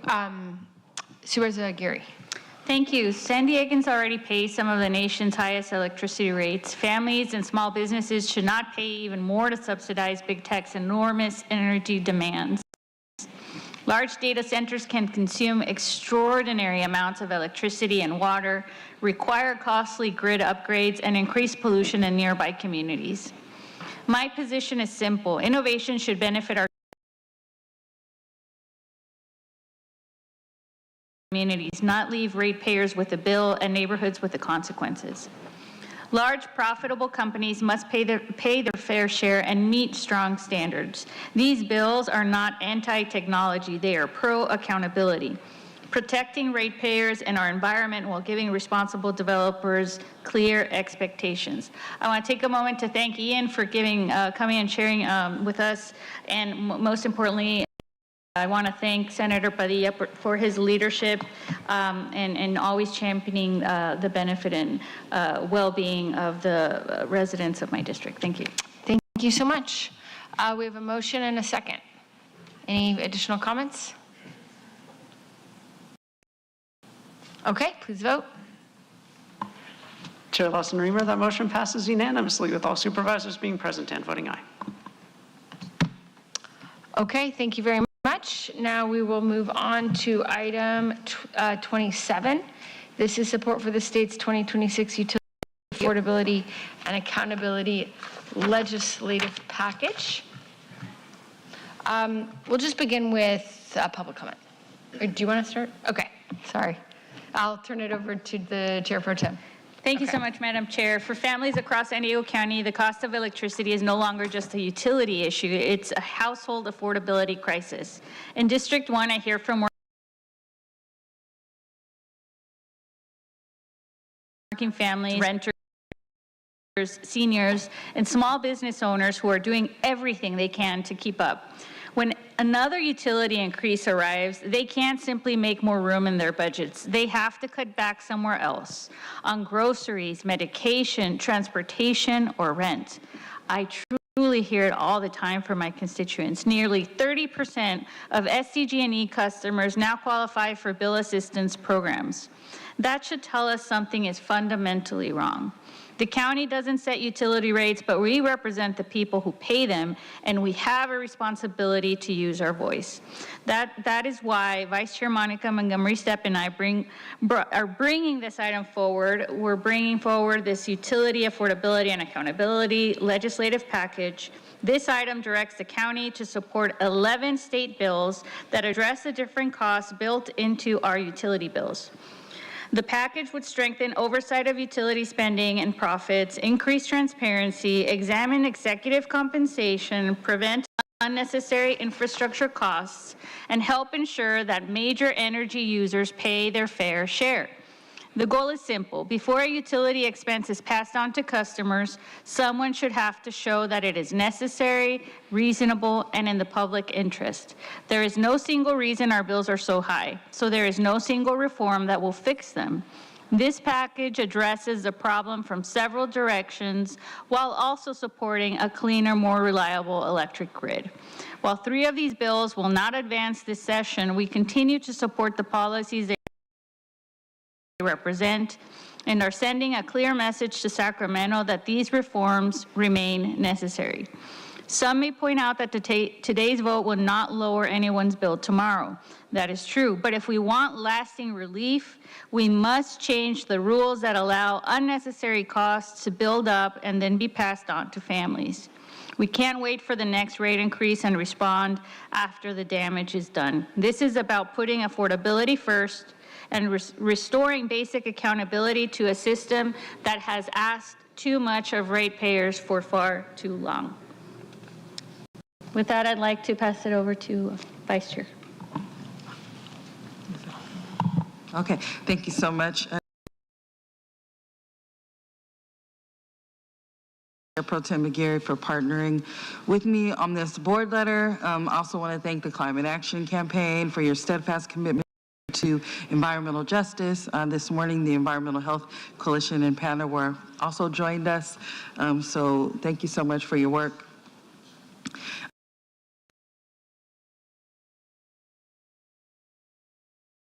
Since this board letter was docketed, I understand that 8 of the original 11 bills are still moving forward.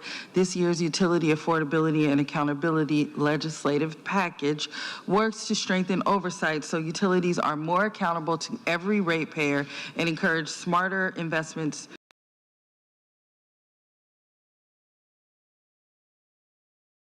before unnecessary costs ever reach their utility bill. San Diego now has among the highest electricity rates in California, causing a lot of stress and anxiety on far too many San Diegans. We have a responsibility to pursue and support smart, fair policies that make life more affordable. And we can do that by going after a system that too often rewards the wrong priorities while asking working families to shoulder the cost.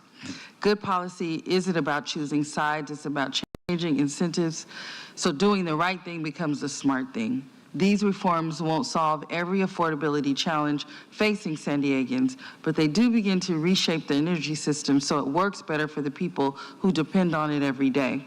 So I hope the board will vote in support of this item today. Thank you so much. Okay, thank you, thank you. We will now move on to public comment. Thank you, Chair Lawson-Remer. We have 16 requests to speak on this item, 6 in person and 10 requesting to speak by phone.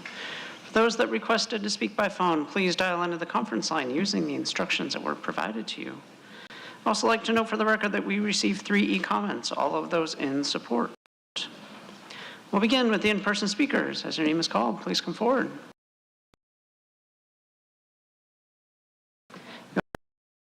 1 minute to address the board. I'd like to invite forward Mike Borello, Cesar Javier, and allegedly Audra.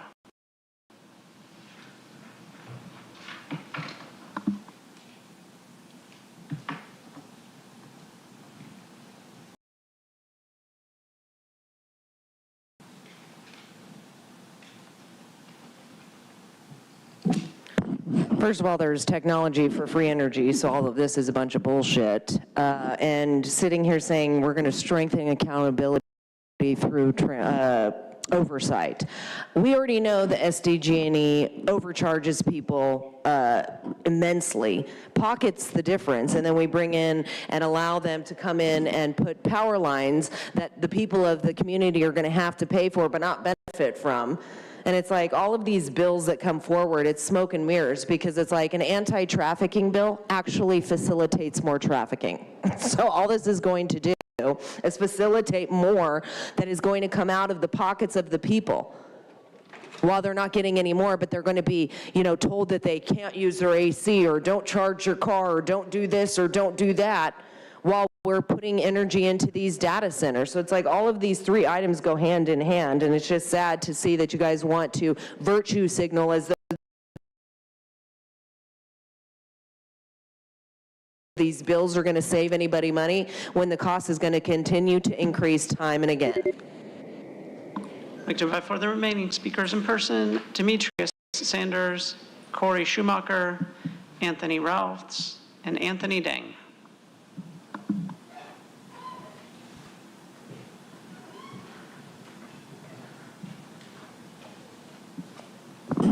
All right, good afternoon again. Anthony Dang from Climate Action Campaign. First, I want to thank Vice Chair Montgomery Stepp and Chair Pro Tem Aguirre for bringing this item forward and for continuing to prioritize solutions that will bring relief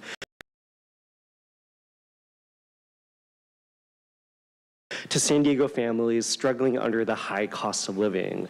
To reduce the burden our communities face from skyrocketing energy bills, we need to tackle this challenge from all angles, and this set of state legislation does that. Combined, these bills take the approach we need for real rate relief benefits to reach San Diego and build off progress of last year's legislative session. SDG&E makes nearly $1 billion a year in profit with few consequences from regulators as they exceed their rate of return, while a quarter of our neighbors are behind on their energy bills. As California's second largest county, we've seen the impact we can have when we use our power in Sacramento. Thank you for letting San Diego families know you're fighting for us and continuing the momentum to bring clean, affordable energy to San Diego. Thank you. Thank you. We'll now hear from the individuals that requested to speak by phone. We will start with our first caller.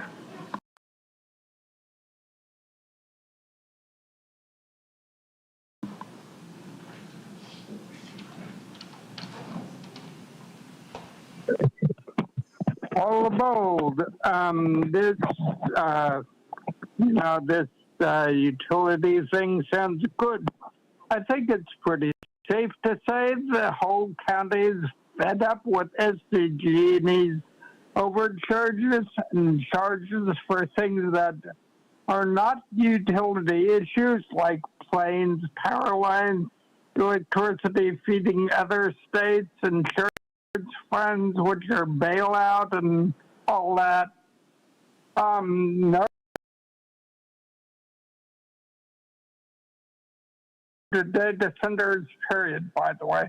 They use too much electricity, will give an excuse for SDG&E to raise the rates even more.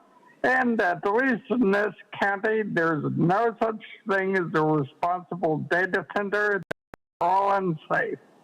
You need to tell the Senate there's too much risk. We need to ban them outright. Thanks. Thank you. We'll hear from the next caller.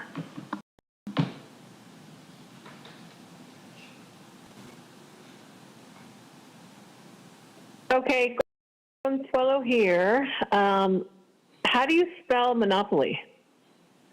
SDG&E. Okay, so spoiler alert, energy is free. Anthony, listen up. You are energy. I am energy. We are energy beings. But yeah, thank you, Monica and Paloma, for this useless item. But at this point of existence, we shouldn't be paying anything on what comes free to all of us. And yeah, isn't that something that Democrats usually love to hear? Free, free, free, free, free? And to correct what Monica mentioned earlier, San Diego pays the most electricity in the world. That something? Is that crazy? Look it up. And correct me if I'm wrong. But, yeah, good time.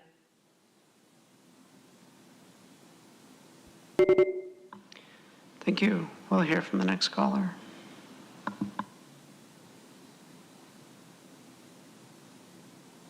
It's truth. Was that a pro tem talking or just a SDG&E union puppet reading a staff-written screed script? More hypocrisy from Marionette Manny and Minion Monica. Their political allies at the state level are exactly why utilities are so expensive. They greenlight every rate increase Newsom's hand-picked CPUC proposes. This item isn't really about affordable energy. It's just another scam to serve as a kickback for their campaign funders. Because how come there's no state bills to end illegal monopolies held by SDG&E, PG&E, and Edison? Newsom had an opportunity to force them to pay for the fires they've caused, and he denied even that savings for their customers. Becker's SB 913 is another scam to allow governments to get rich off the taxpayers by selling EV credits. Calvadon's SB 1159 is particularly nefarious as it would block public records requests whenever government uses AI or receives a request from an individual who uses AI to speed up the request. All these dumb bills would do is create so much bureaucracy and regulations that companies like SDG&E would raise their rates even more. But hey, that's the progressive agenda, right? Going great. Thank you. We'll hear from the next caller.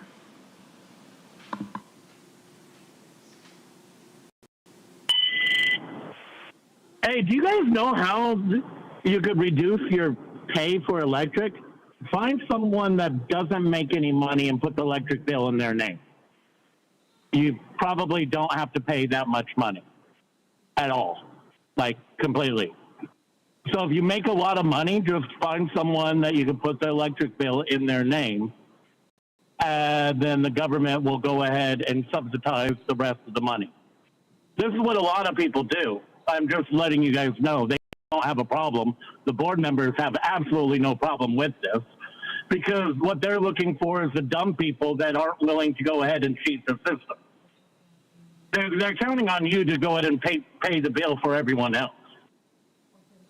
Just letting you guys know that. So, A, keep playing the game, or B, try to make some money out of it. I mean, they're not listening to you anyways, clearly. They'll rather throw you in jail, and try to medicate. Thank you. We'll hear from the next caller.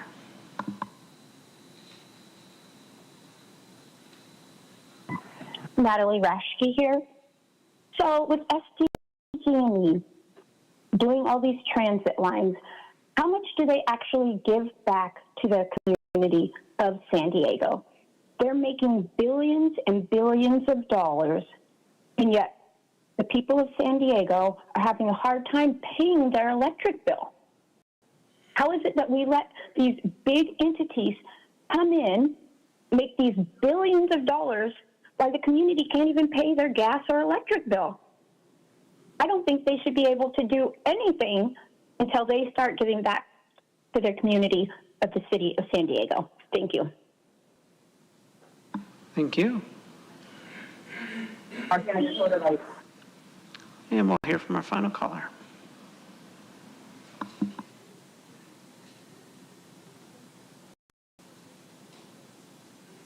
Hello, good afternoon. My name is Alex Vasquez, representing the San Diego and Imperial Counties Labor Council and our nonprofit affiliate Partnership for a Better San Diego. We are in support of item 27 for the state's 2026 Utility Affordability and Accountability Legislative Package. Our members understand the incredible burden it is to make in our society with rising costs of everything while wages are stagnant. We urge you to support of this package of our bills that aim to help working class Californians. Thank you. Thank you. And Chair Lawson-Remer, that concludes public comment on this item.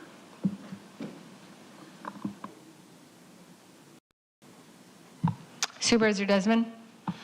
Thank you, Madam Chair. You know, we've had quite an electric day. We've had power lines, we've had AI centers, and now we got the utility bills. I mean, this is foremost on just about every San Diegans' mind, how much they're paying for energy here.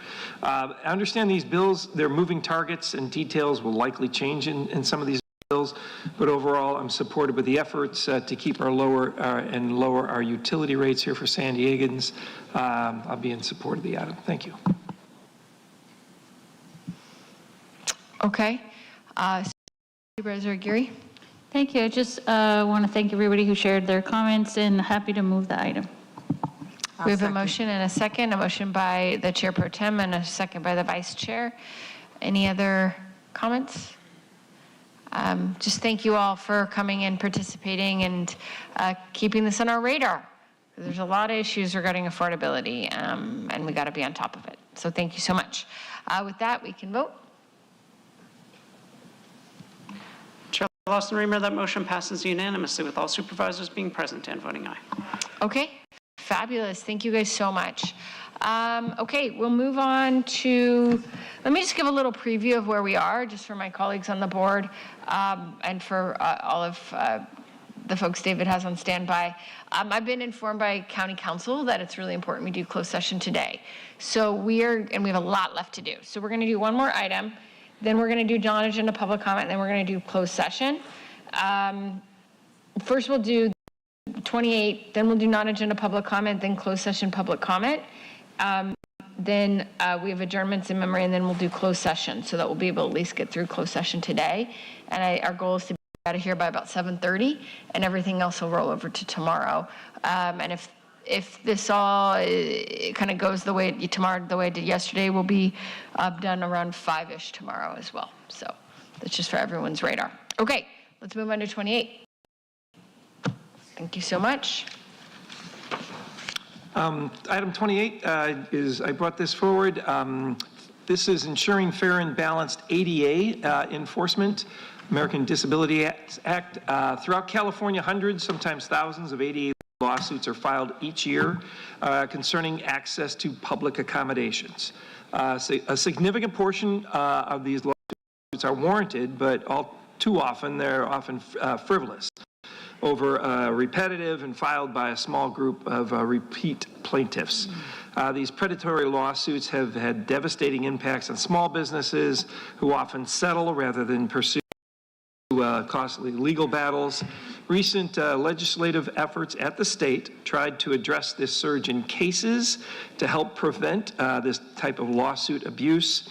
Senate Bill 84, authored by State Senator Roger Niello, would have created 120 days right to cure period, providing small businesses with 50 employees or less with up to 4 months to fix the ADA violations before a lawsuit could proceed. So under this law, money could actually go towards fixing the violation as opposed to having the right up front statutory damages. So everyone should be able to access any business open to the public. That's not up for debate. The aim is to support legislation that would establish a statewide right to cure period that also preserves ADA accessibility protections. This was actually passed in the Senate 34-2. It's in the Assembly now, and we did just receive a letter, I think went to all offices today from the San Diego Restaurant Association in support. So I'll go ahead and make a motion to approve support for SB 84 and item 28. Okay, thank you very much. Supervisor Anderson? I'd like to second the motion. I'd like to second the motion. Senator Niello is running a bill that's been run many, many times before, and all the small businesses have an issue with it. I had a lot of constituents in my district who had an issue with it because people would pay the fine and not repair it. And I think it's most important that we make our offices more ADA compliant. And I think the repair is the most important aspect of this. Thank you. Okay, do we have any public comment on this item? Thanks. Thank you, Chair Lawson Remer. We have 13 requests to speak on this item, 5 in person and 8 requesting to speak by phone. Also note for the record that we received 2 e-comments, 1 in support and 1 in opposition. For any individuals that requested to speak on item 28 by phone, please dial into the conference line using the instructions that were provided to you. We'll begin with the in-person speakers. I'd like to invite forward Pam, Cesar Javier, allegedly Audra, Demetrius Sanders, and Anthony Ralphs. If I've called your name, please come forward. You'll have 1 minute to address the board. And please state your name for the audio record.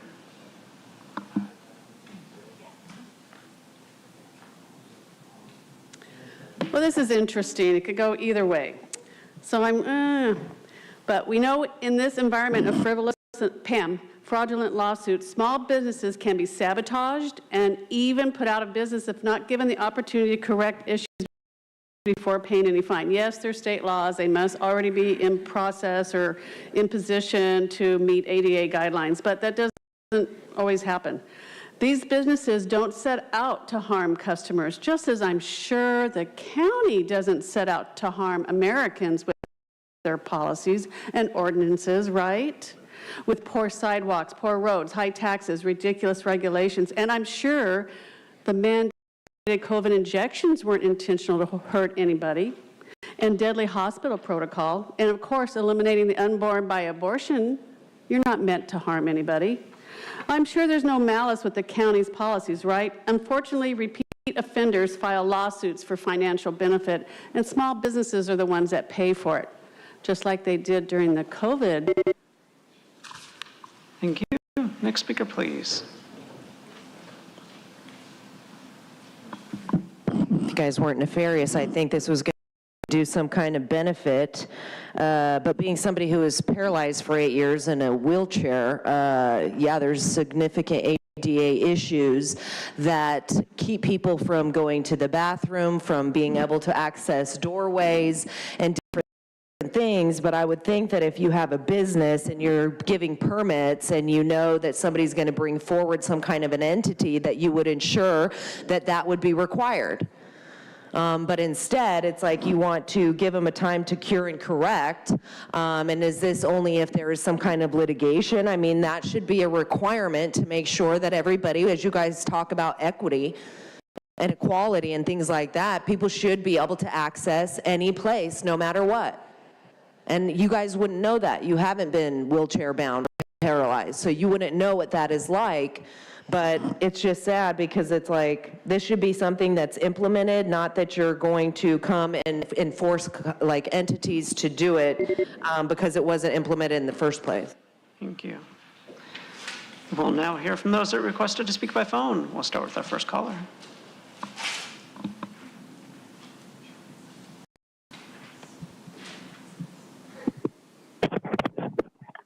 All about the basic thing is I see is that SB 84, while affecting lawsuits for construction-related violations, construction-related is a quote right from the law, the bill, it doesn't specifically define the term, leading to the question of whether it actually applies if someone puts up a temporary wheelchair ramp or something that collapses, or some other quick fix that doesn't work out. It could be good, but the actual bill goes too far. Section G reduces damages to $1,000 if the defendant corrects the violation within 60 days, which is definitely not good if the plaintiff fell off a ramp or something and has huge hospital bills.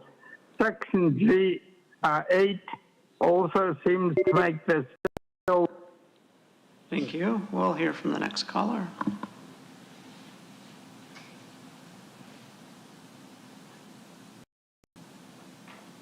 Consuelo here. So before I comment on this item, I want to go back to my last item. Okay, we're the second in the world.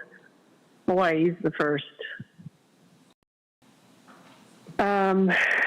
Anyways, what item are we on? 26? Anyways, yeah, I guess I'll just take this time out to, I never want to shame anyone for breastfeeding. I swear to you, I'm not trying to do that.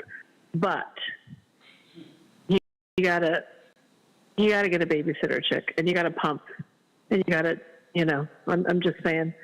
But as far as this item, yeah, I wasn't really prepared, but yeah, Paul and Audra pretty much covered it. And Pam. Thank you. Thank you. We'll hear from the next caller.